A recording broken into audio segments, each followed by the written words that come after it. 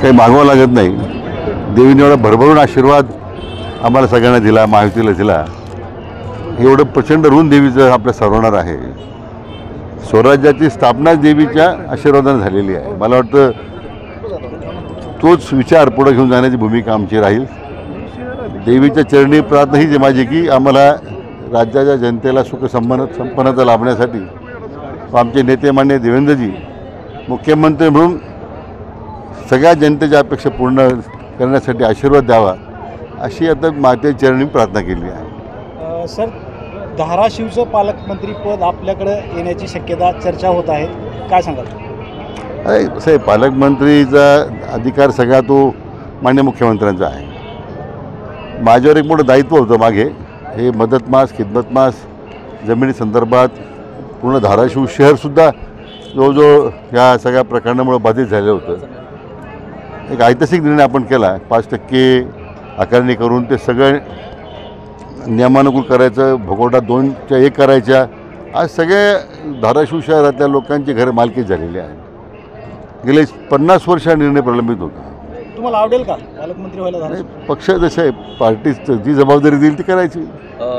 Sir, आपल्याकडे आता जलसंपदा खाता आलेलं आहे. धाराशिव जिल्ह्याचा जर बोळ बघितलं तर मराठवाड्याचा प्रश्न पाण्याचा गंभीर आहे. दोन्हीही नेते असतील सत्ताधारी, जानेवारी आणि पाडव्यापर्यंत पाणी येईल असं आश्वासन आहे. आपण खात्याचे मंत्री काही विभागावर आढावा घेतला का, किंवा किती पश्चिम महाराष्ट्राकडून मराठवाड्याला किती कालावधीत पाणी मिळू शकतं? खरं मी आत्ताच कार्यभार घेतलेला आहे. मी पुढच्या आठवड्यामध्ये सविस्तर आढावा गोदावरी खोऱ्याचा आणि कृष्णा खोऱ्याचा घेतो आहे.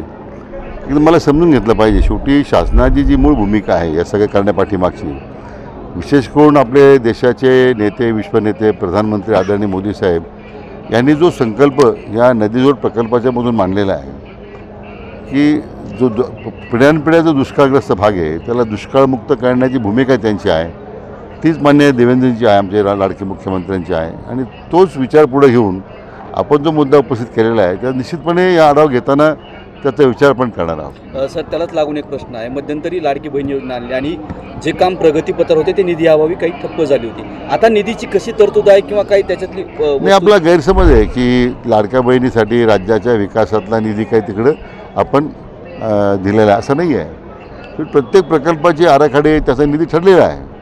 आपल्याला भविष्यात दिसेल की या सगळ्या प्रकल्पांच्या बाबतीमध्ये जे जे निर्णय आपण केलेत ते अधिक गतिमान पद्धतीने पूर्ण होतील याची तुम्ही अतिशय खात्री बाळगा. त्यामुळे ही निरंतर चालणारी प्रक्रिया आहे विकासाची. आणि मला सांगितलं पाहिजे की विशेष करून जलसिंचनाच्या करता या मी म्हटल्याप्रमाणे नदीजोड प्रकल्पासंबंधी आदरणीय प्रधानमंत्र्यांचं विशेष लक्ष आहे.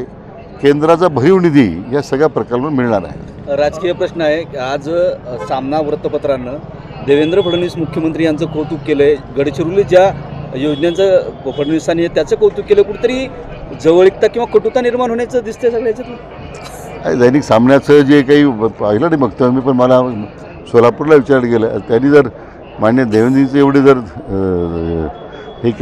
त्यांची भूमिकेचं स्वागत केलं असेल, कौतुक केलं असेल तर स्वागतच आहे. सर, लाडक्या बहिणीचाच प्रश्न. पहिले मंत्रिमंडळाच्या आता स्कुटनी लावली जाणार आहे, काही नियम अटीची पडताळणी केली जाणार आहे, काही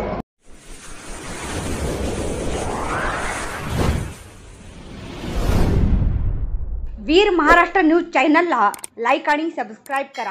धन्यवाद.